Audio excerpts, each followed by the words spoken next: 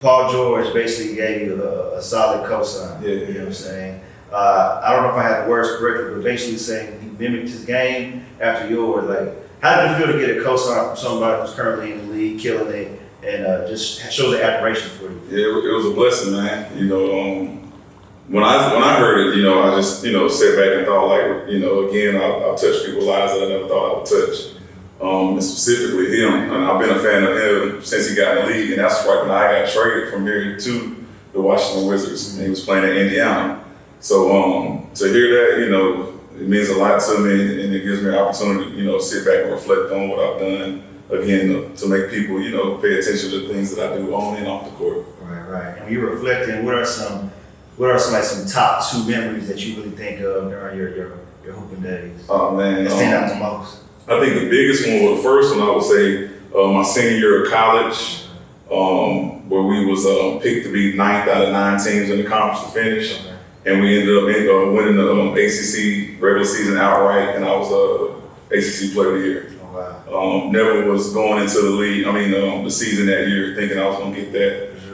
And to be able to pull that off with 5 freshmen. Ooh. And you know about that. So, yeah.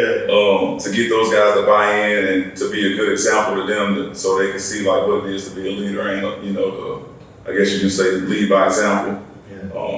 That was one of my best memories. And then, of course, getting drafted was up there as well in that senior year to finish it out. And graduating, I kind of balled all that into one. And then probably, getting here to the Mavs and making it to their first NBA Finals ever in their history. I think that was 2006. Ooh, tell them my age. Was that who had the finals? Miami. LeBron. No, he wasn't there. D-Wade. It was D-Wade, yeah. Okay. For the transition, but it was one hell of a series. The tables turned. I think we would have won it, but hats off to Miami, Yeah. man, I gotta give them big props. But yeah, man, you touched on a couple of things I want to touch on real quick. First, I want to go back to your first point. Student athletes in general, and entrepreneurship. Do you feel like leaders are born, or they can be like groomed? Or do you think that's like it's within them to be a leader? I think it's a little bit of both, and I think it boils down to the individual. And I use me for an example. I wasn't the guy that wanted to be in front of the camera or like having like I'm candid with you. Like at one point, you couldn't get me to say nothing, So, but I always knew I had to lead by example. So I would go out on the court and just leave it all out there, and hopefully see that my players would pick up, on what I'm doing. Also in the classroom.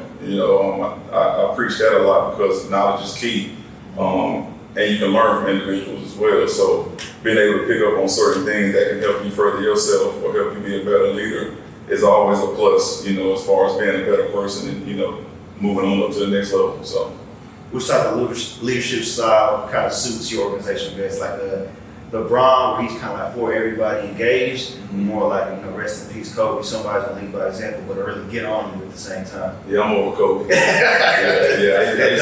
used to get on my players. I got on my players when I was in the NBA. I got stories about that too, for sure. It was more so like you say, if I can do it, you can do it. Right. It's all in your mindset.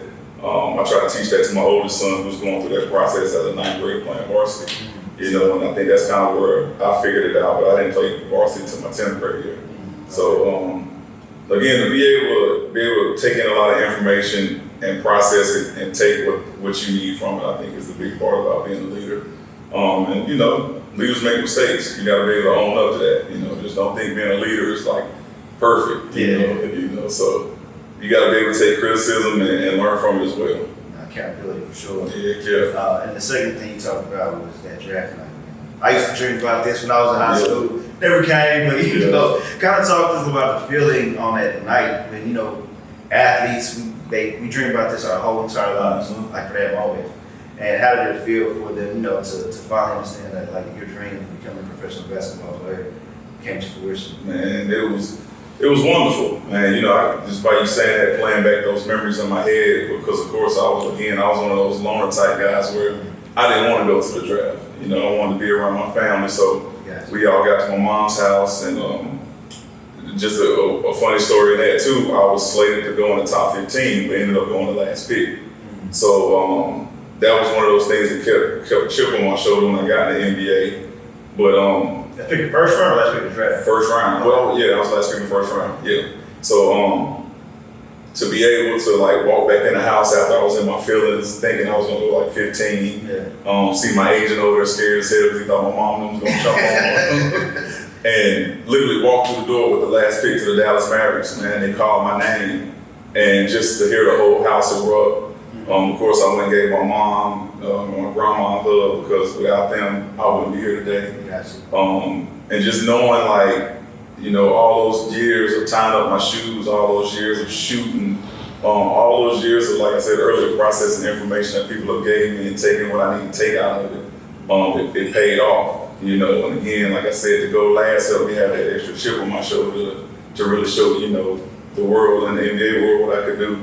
So again, I wanted to also be financially stable because I went from maybe having $100 in my bank account, you know, to, you know, being able to take care of myself first and foremost, and then, you know, go take care of my mom, grandma, and gradually the family as I got more money. So it's definitely a blessing and a feeling that, you know, nobody can ever take away from me.